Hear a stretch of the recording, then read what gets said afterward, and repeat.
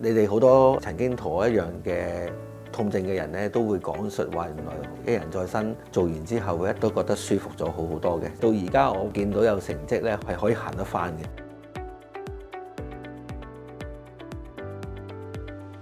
個椎間盤早幾年前已經係開始痛，咁中間我醫翻好，幾個月前我再復發痛翻，痛得比較辛苦啲啦。今次就係突然間痛到我又係行唔到路，生活或者係工作都會有影響㗎。瞓喺張床度，我隻頭係轉身轉唔到，咁做起身嗰個動作都起得好辛苦。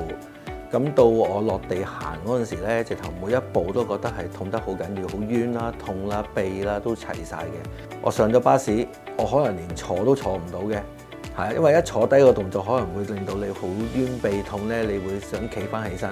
我落咗車之後要行一段路先至到屋企或者公司嘅，但係嗰段路可能我要分開幾次停低休息先至可以繼續行。會唔會下半世要坐輪椅嚟到代步出入呢？個情緒會好低落嘅，因為你會覺得所有嘢係完全自己控制唔到，我係應該要認真啲處理呢，所以我都係揾啲穩陣啲嘅方法呢，徹底咁幫到我咯。一人在身做完之後，一令到我行路冇咁辛苦啦，條腰可以伸翻直啦。